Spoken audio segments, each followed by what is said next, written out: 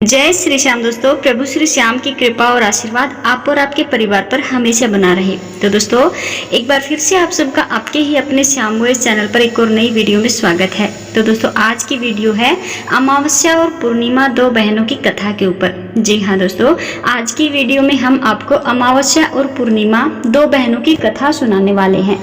तो वीडियो को पूरी सुनिएगा, कथा को पूरी सुनिएगा, बहुत ही रोचक कथा होने वाली है। तो दोस्तों, एक राज्य में एक राजा और एक रानी रहते थे, जिनकी 4 संतानें थी, 2 लड़के और 2 लड़की। एक लड़की का नाम पूर्णिमा तथा दूसरी लड़के का नाम अमावस्या था। पूर्णिमा घर के कामों में निपुण थी और घर का पूरा काम करती थी और भगवान की पूजा अर्चना भी किया करती थी। इसके अतिरिक्त वह गौ माता की सेवा भी किया करती थी और उसकी दूसरी बहन अमावस्या ना ही घर का कोई काम करती थी और ना ही भगवान की पूजा अर्चना करती थी और ना ही गौ माता की सेवा करती थी।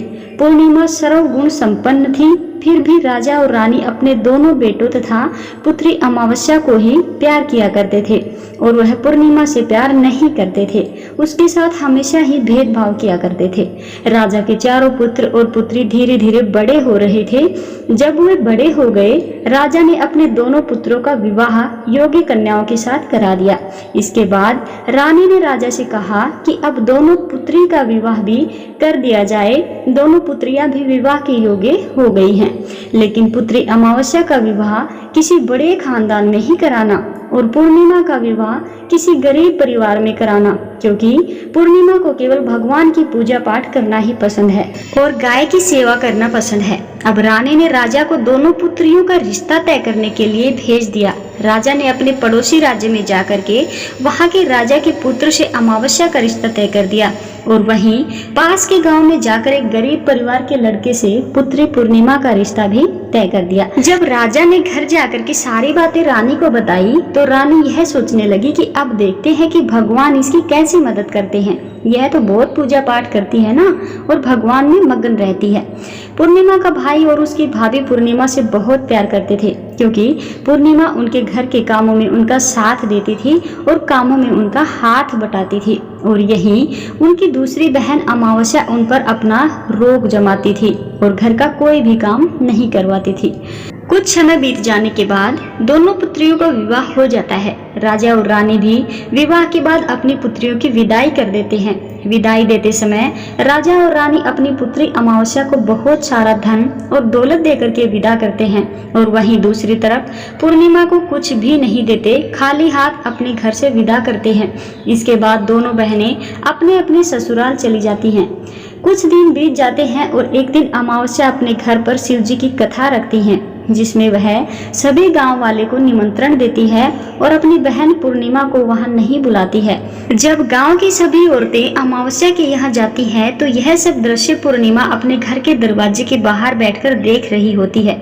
तब वहां से गुजर रही औरतें पूर्णिमा से कहते हैं कि तुम्हारी बहन ने यहाँ शिव जी की कथा रखी है, क्या तुम नहीं चलोगी? पूर्णिमा ने कहा, मुझे निमंत्रण नहीं आया है, मैं नहीं जा सकती। सभी गांव की औरतों ने पूर्णिमा से कहा, बुलाया नहीं तो क्या हुआ, भगवान शिव की कथा है, तुम हमारे साथ चलो। गांव की सभी औरतों की बात मानकर पूर्णिमा भी उनके साथ भगवान शिव की कथा में अमावस्या के घर चली जाती है। जब अमावस्या की नजर पूर्णिमा पर पड़ती है तो वह कहती है कि तुम यहाँ कैसे चली आई, मैंने तो तुम्हें बुलाया ही नहीं। खैर कोई बात नहीं, अब तुम आ ही गई हो तो चुपचाप बैठी रहना। और यह कहते हुए अमावस्या ने पूर्णिमा की गरीबी का भी मजाक उड़ाया। पूर्णिमा की आंखों में आंसू आ गए और रोते रोते मन मन ही पूर्णिमा भगवान शिव से विनती करती है, हे भगवान, क्या पूजा पाठ करना गलत है? गौ माता की सेवा करना गलत है? आखिर मेरी क्या गलती है? आप मुझ पर अपनी कृपा दृष्टि कब बनाएंगे? पूर्णिमा बार बार भगवान शिव से यही कहती रहती है। इतने में शिव कथा पूरी हो जाती है और अमावस्या भगवान का प्रसाद बांटने लगती है। वह सभी लोगों को प्रसाद देती है, लेकिन पूर्णिमा को प्रसाद नहीं देती। पूर्णिमा बिना प्रसाद के ही अपने घर लौट जाती है। रास्ते में वह यह सोचते हुए चलती है कि यदि बच्चे उससे कथा का प्रसाद मांगेंगे तो वह उन्हें क्या जवाब देगी उसने सोचा था कि वह अपने मायके अपने भाई और भौजाई के यहाँ जाएगी और वहाँ जाते हुए वहाँ बच्चों के लिए कुछ लेकर आएगी। ऐसा सोचते हुए वह घर वापस लौट आई। घर वापस लौट आने के बाद उसने अपने पति और बच्चों से कहा कि वह मायके जा रही है। पति ने कहा ठीक है, और कुछ समय के बाद पूर्णिमा अपने मायके के लिए रवाना हो गई। चलते चलते रास्ते में एक चबूतरा आया जिस पर तुलसी का पौधा लगा था। उस चबूतरे पर एक बूढ़ी अम्मा बैठी हुई थी। वह कोई और नहीं बल्कि साक्षात तुलसी माँ थी। उस बूढ़ी माता ने पूर्णिमा से कहा, बिटिया तुम कौन हो और कहाँ जा रही हो? पूर्णिमा अपना परिचय देती है। परिचय देने के बाद बूढ़ी औरत ने पूर्णिमा से कहा कि यहाँ तुलसी का पौधा सूख रहा है, उसमें थोड़ा सा पानी डाल दो और इस चबूतरे की सफाई कर दो, जिससे मुझे थोड़ी ठंडक मिलेगी। पूर्णिमा ने कहा ठीक है माँ, मैं तुलसी में पानी डाल देती हूँ और यहाँ की साफ सफाई भी कर देती हूँ।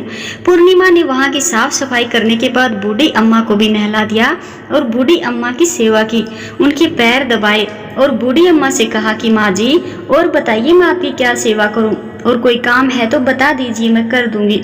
बूढ़ी अम्मा ने कहा कुछ नहीं, अब तुम जाओ और वापस आते समय मुझसे मिलते हुए जाना। पूर्णिमा ने बूढ़ी अम्मा से कहा ठीक है माँ जी, मैं जाती हूँ। वापस आते वक्त मैं आपसे जरूर मिलती हुई जाऊंगी। कुछ समय आगे चलने के बाद एक शिव मंदिर आया। वहाँ पर एक बूढ़े बाबा मिले जो मंदिर के बाहर बैठे हुए थे। वह कोई और नहीं साक्षात भोलेनाथ थे। उन्होंने पूर्णिमा से कहा कि कहाँ जा रही हो बेटी, तुम कौन हो? पूर्णिमा ने अपना परिचय दिया और फिर उस बूढ़े बाबा ने पूर्णिमा से कहा कि इस चबूतरे की और इस मंदिर की सफाई कर दो। तब पूर्णिमा ने मंदिर और चबूतरे की साफ सफाई कर दी और वहां पर पूजा पाठ अर्चना भी की। और साफ सफाई पूजा अर्चना करने के बाद उन्होंने बूढ़े बाबा को भी नहला दिया और उनसे कहा कि बाबा और कोई काम हो तो बताइए। तब बूढ़े बाबा ने कहा नहीं बेटी, अब तुम जाओ और वापस आते वक्त मुझसे मिलते हुए जरूर जाना। पूर्णिमा ने कहा ठीक है बाबा, मैं जाती हूँ और वापस आते हुए आपसे जरूर मिलते हुए जाऊंगी। आगे चलते चलते कुछ दूर चलने के बाद पूर्णिमा को एक काली जी का मंदिर दिखा। वहाँ भी एक बूढ़ी अम्मा चबूतरे पर ही बैठी हुई थी। उस बूढ़ी औरत ने भी पूर्णिमा से कहा कि बेटी तुम कौन हो और कहाँ जा रही हो? तब पूर्णिमा ने उस बूढ़ी औरत को भी अपना परिचय दिया। बूढ़ी औरत ने पूर्णिमा से कहा कि यहाँ पर सभी पूजा पाठ करने के लिए आते हैं, लेकिन मंदिर की साफ सफाई करने के लिए कोई नहीं आता है, इसलिए बेटी तुम इस मंदिर की और चबूतरे की साफ सफाई कर दो। पूर्णिमा ने कहा ठीक है माताजी, और पूर्णिमा मंदिर की और चबूतरे की साफ सफाई कर देती है और पूजा पाठ भी करती है और माताजी का श्रृंगार कर देती है और उस बूढ़ी अम्मा को भी नहला देती है और बूढ़ी अम्मा के पैर दबाती है और कहती है कि सभी काम हो गया माँ जी, और कोई काम हो तो बताइए। बूढ़ी अम्मा कहती है कि नहीं बेटी, अब तुम जाओ, लेकिन वापस आते वक्त मुझसे मिलते हुए जरूर जाना। पूर्णिमा कहती है ठीक है, और वह आगे चली जाती है। आगे चलते चलते एक नदी आती है और वहाँ पर भी एक बूढ़ी अम्मा बैठी रहती है और वह कहती है पूर्णिमा से कि बेटी तुम कौन हो और कहाँ से आई हो? तो पूर्णिमा उसे भी अपना परिचय देती है। बूढ़ी औरत पूर्णिमा से कहती है कि बेटी यहाँ नदी पर स्नान करने तो सब आते हैं, लेकिन यहाँ की साफ सफाई कोई नहीं करता, इसलिए तुम इस किनारे पर साफ सफाई कर दो। और वो पूर्णिमा से ऐसे कहती है तो पूर्णिमा कहती है कि ठीक है माँ जी, और वहाँ की वो साफ सफाई कर देती है और उस बूढ़ी अम्मा के पैर दबा देती है और कहती है माँ जी और कोई काम हो तो बताइए। बूढ़ी औरत कहती है कि नहीं बेटी तुम जाओ, लेकिन वापस आते वक्त मुझसे मिलते हुए जरूर जाना। और वह नाव में बैठकर दूसरे किनारे पर पहुंच जाती है और वहां पर अपने मायके के घर पहुंच जाती है। वहां पर पूर्णिमा के भाई और भाभी उसे देख करके बहुत खुश हो जाते हैं। वे पूर्णिमा की बहुत खातिरदारी करते हैं और उससे बहुत सारी बातें करते हैं और कहते हैं कि अगर बच्चों को साथ में लेकर आते तो बहुत अच्छा होता। कुछ समय के बाद पूर्णिमा ने वापस अपने ससुराल जाने को कहा तो उसकी भाभी ने उसके लिए एक साड़ी दी और बच्चों के लिए कपड़े और खाने पीने की कुछ चीजें रख दी और कहा कि तुम बहुत दिनों के बाद आती हो। ये कहते हुए भाभी ने थैली पूर्णिमा के हाथ में दे दी और कहा कि जाओ और जल्दी वापस आना। इसके बाद पूर्णिमा वहां से अपने ससुराल के लिए रवाना हो गई और उसी नदी के किनारे पहुंची और नाव में बैठकर दूसरे किनारे पर उतर गई। वहां पर उतरने के बाद वहां पर उसे वही बूढ़ी अम्मा मिली जो साक्षात गंगा मैया थी। उस बूढ़ी अम्मा ने पूर्णिमा को एक थैला दिया और कहा कि इस थैले को घर पर जाकर ही खोलना। अब पूर्णिमा के पास 2 थैले हो गए थे। उन्हें लेकर पूर्णिमा वहां से रवाना हुई। आगे कुछ दूर चलने के पर काली माता का मंदिर आया। वहां पर काली माँ बूढ़ी माँ के रूप में विराजमान थी। उसने कहा, आ गई बेटी पूर्णिमा? पूर्णिमा ने कहा, हाँ माँ जी मैं आ गई। तो काली माँ ने भी उसे एक थैला दिया और कहा, तुम ये थैला अपने घर पर जाकर ही खोलना। अब पूर्णिमा के पास 3 थैले हो गए थे। तीनों थैले लेकर पूर्णिमा आगे बढ़ी। कुछ दूर जाने पर शिवजी का मंदिर आया, जहाँ बूढ़े बाबा के रूप में शिवजी स्वयं विराजमान थे। बूढ़े बाबा ने कहा, पूर्णिमा तुम वापस आ गई? पूर्णिमा ने कहा, हाँ बाबा मैं वापस आ गई। बूढ़े बाबा ने भी पूर्णिमा को एक थैला दिया और कहा कि ये थैला तुम घर पर जाकर ही खोलना। पूर्णिमा ने कहा, ठीक है बाबा। अब पूर्णिमा के पास 4 थैले हो गए थे। अब पूर्णिमा चारों थैलों को लेकर के कैसे जाती, तो उसने एक पुरानी साड़ी निकाली और उन सभी थैलों को उस साड़ी पर रख करके उसका एक गट्ठा बना लिया और अपने सर पर रखकर वो वहां से रवाना हो गई। कुछ दूर जाने के बाद उसे तुलसी माँ बूढ़ी औरत के रूप में मिलती है और कहती है, पूर्णिमा तुम आ गई? पूर्णिमा कहती है, हाँ माँ जी मैं आ गई। वह बूढ़ी औरत भी उसे एक थैला देती है और कहती है कि ये थैला तुम अपने घर पर जाकर ही खोलना। पूर्णिमा कहती है, ठीक है माँ जी। अब पूर्णिमा के पास 5 थैले हो गए थे। पूर्णिमा वहां से रवाना हुई तो वापस अपने घर पहुंच गई। पूर्णिमा ने थैले वाले गट्ठे को नीचे रखा और सबसे पहले अपने मायका वाले थैला खोलकर देखने लगी। उसमें बच्चों के लिए अच्छे अच्छे कपड़े और खाने पीने की चीजें थी और उसमें कुछ गहने भी थे। पूर्णिमा ने कपड़े अपने बच्चों को दे दिए और खाने पीने की चीजें भी अपने बच्चों को दे दी। बच्चे यह सब पाकर के बहुत खुश थे। अब पूर्णिमा ने दूसरा थैला खोला जो उसे गंगा मैया ने दिया था। उसमें ढेर सारे हीरे जवाहरात सोना चांदी आदि था। इसके बाद अब पूर्णिमा ने तीसरा थैला खोला जो उसे काली माँ ने दिया था। उसमें बहुत सारा सोना श्रृंगार का सामान भरा हुआ था। इसके बाद पूर्णिमा ने चौथा थैला खोला जो उसे शिव भगवान ने दिया था। उसमें बहुत सारा धन संपत्ति भरा हुआ था। अब पूर्णिमा ने 5वां थैला खोला जो उसे तुलसी माँ ने दिया था। उसमें चावल दाल और 7 प्रकार की खाने की चीजें भरी हुई थी। अब पूर्णिमा के घर में किसी भी चीज की कमी नहीं थी। उसका घर धन धान्य से भर गया था और परिपूर्ण था। अब पूर्णिमा और उसका परिवार सुख से जीवन व्यतीत करने लगे।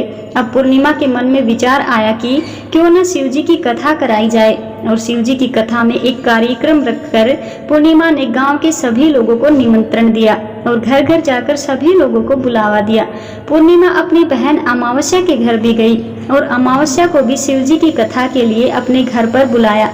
जब अमावस्या पूर्णिमा के घर शिवजी की कथा में आई तो उसने देखा कि पूर्णिमा के घर में किसी भी चीज की कोई कमी नहीं है। इतना सारा धन दौलत देखकर अमावस्या आश्चर्यचकित हो गई। उसने पूर्णिमा से कहा कि तुम्हारे घर में इतनी धन दौलत कहाँ से आई? पूर्णिमा ने कहा, देखो बहन, तुमने शिवजी की कथा में मुझे नहीं बुलाया था और फिर भी मैं चली आई और तुमने मुझे प्रसाद तक नहीं दिया और मेरी गरीबी का भी तुमने मजाक उड़ाया था। उसके बाद मैं अपने घर चली आई और घर आते आते मन मन में ही सोच रही थी कि मैं अपने मायके जाऊंगी और मैं अपने मायके चली गई और जो घटना इस बीच पूर्णिमा के साथ हुई वो सभी घटना अपनी बहन अमावस्या को वो बताती है। तो अमावस्या कहती है कि तुम मुझे भी प्रसाद मत दो, मुझे भी डांट लो, लेकिन पूर्णिमा ने कहा कि यह तो भगवान का प्रसाद है, मैं तो सबको दूंगी और मैं तुम्हें भी दूंगी। फिर भी अमावस्या ने प्रसाद नहीं लिया और वह सीधे अपने घर चली गई। घर जाकर अपने बच्चों से कहकर वहां से अपने मायके के लिए जाने के लिए तैयार हो गई और मायके के लिए निकल गई। और रास्ते में चलते चलते तुलसी माँ जब उसे मिली जो चबूतरे पर बूढ़ी माँ के रूप में बैठी हुई थी। बूढ़ी माँ ने अमावस्या से कहा कि बेटी तुम कौन हो और कहाँ जा रही हो? अमावस्या ने अपना परिचय दिया और बूढ़ी माँ से कहा कि बेटी यह तुलसी का पौधा सूख रहा है, इसमें थोड़ा सा पानी डाल दो और इस चबूतरे की साफ सफाई कर दो। इस पर अमावस्या ने कहा कि बुढ़िया तुझे दिखाई नहीं दे रहा कि मैं इतनी महंगी साड़ी पहन के आई हूँ, यह गंदी हो जाएगी। ऐसा कर करके वो वहाँ से आगे चली गई। आगे जाने के बाद उसे भगवान शिव मिलते हैं जो बूढ़े के रूप में वहां बैठे हुए थे और उसे मंदिर की साफ सफाई करने को कहते हैं। तो उसने वही बात बोली उनको भी जो उन्होंने तुलसी माँ को बोली थी और वहां से निकल पड़ती है। आगे जाने के बाद उसे काली माता मिलती है, उससे भी उसने वही सारी बातें कही जो पीछे वो कहती आ रही थी। उसे गंगा किनारे जाने के बाद गंगा मैया मिलती है, उनसे भी वो इसी तरह बातें करती है और आगे चली जाती है। अमावस्या जब नाव में बैठने लगती है तो उस नाव में फूलों की जगह कांटे भरे हुए थे जो उसके पैरों में चुभ रहे थे। किनारे पर वह उतर करके अपने मायके चली गई। जब उसके भाई भाभीओं ने उसे वहां देखा तो मन ही मन कहने लगे कि काम की न काज की, दुश्मन अनाज की। चलो अब आ ही गई है तो ठीक है, पूर्णिमा तो हमारे कामों में हाथ बटाती है, यह कोई काम नहीं करेगी। अब उन्होंने खाना बनाया और खा पी करके सो गए। जब अमावस्या सुबह उठी और तो उसने अपनी भाभीयों से कहा कि वह अपने ससुराल जा रही है। उन्होंने कहा ठीक है जाओ। अमावस्या बोली, पूर्णिमा को तो तुमने एक थैला दिया था और मुझे कुछ नहीं दोगे क्या भाई? तो भाई और भाभी ने कहा कि तुम घर जाओ, थैले तुम्हारे घर पर पहुंच जाएंगे। फिर अमावस्या वहां से निकल गई और नदी के किनारे पर पहुंची। वहां गंगा मैया बूढ़ी औरत का रूप धारण करके बैठी हुई थी। बूढ़ी माँ ने कहा, आ गई बेटी? तो उसने कहा, हाँ मैं आ गई। अमावस्या ने बूढ़ी माँ से कहा कि तुमने पूर्णिमा को एक थैला दिया था, मुझे नहीं दोगी? बूढ़ी अम्मा ने कहा, तुम घर जाओ, थैला तुम्हारे घर पहुंच जाएगा। इसके बाद आगे जाने पर उसे काली मैया मिली, जिसने भी अमावस्या को यही कहा। इसके बाद आगे जाने पर शिव भगवान मिले, जिन्होंने भी अमावस्या से यही बात कही। इसके बाद आगे जाने पर उसे तुलसी माँ मिली, उसने भी अमावस्या को यही बात कही कि तुम घर जाओ, थैला तुम्हारे घर पहुँच जाएगा। अमावस्या अपने घर पहुंच गई।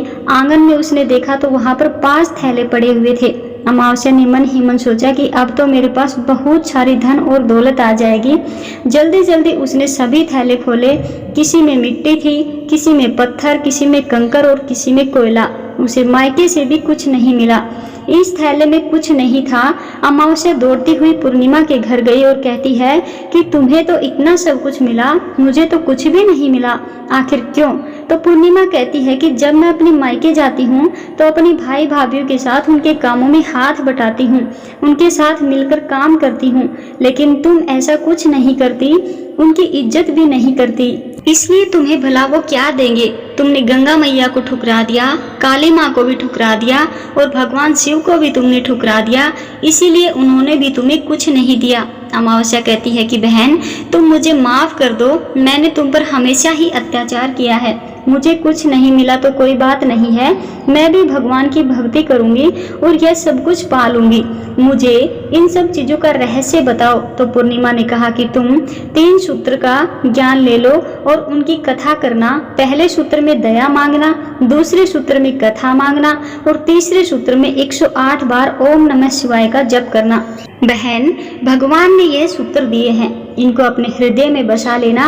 मैंने भी यह 3 सूत्र अपने जीवन में अपनाए और सच्चे मन से भगवान की भक्ति की, पूजा पाठ की, फिर भगवान ने मुझे ये सब कुछ दिया और तुम्हारे पास जो कुछ था वह भी सब खत्म हो गया। इसके बाद अमावस्या अपने घर गई और भगवान की पूजा पाठ करने लगी। भगवान शिव से उसने माफी मांगी और गौ माता की भी सेवा की, दूसरों की भी मदद करने लगी। तो दोस्तों कैसे लगी आपको ये अमावस्या और पूर्णिमा की कहानी? क्या आपको इससे सीख मिली? आप कमेंट में राय जरूर दीजिएगा और अगर आप चैनल पर पहली बार आए हैं तो प्लीज चैनल को सब्सक्राइब करके साथ में रही बेल आइकन को प्रेस जरूर कर लीजिएगा, जिससे हर रोज आने वाली नई नई वीडियोज की नोटिफिकेशन सबसे पहले आपको मिल सके। कमेंट करना बिल्कुल मत भूलिएगा। अगर वीडियो अच्छी लगती है तो वीडियो को अन्य लोगों के साथ भी शेयर कीजिएगा। तो आज की वीडियो में बस इतना ही। उम्मीद करते हैं कि आपको हमारी ये कथा जरूर पसंद आई होगी। मिलते हैं आगे एक और नई वीडियो में नए उपाय, नई जानकारी, नई कथा के साथ। तब तक के लिए सभी दोस्तों को जय श्री श्याम।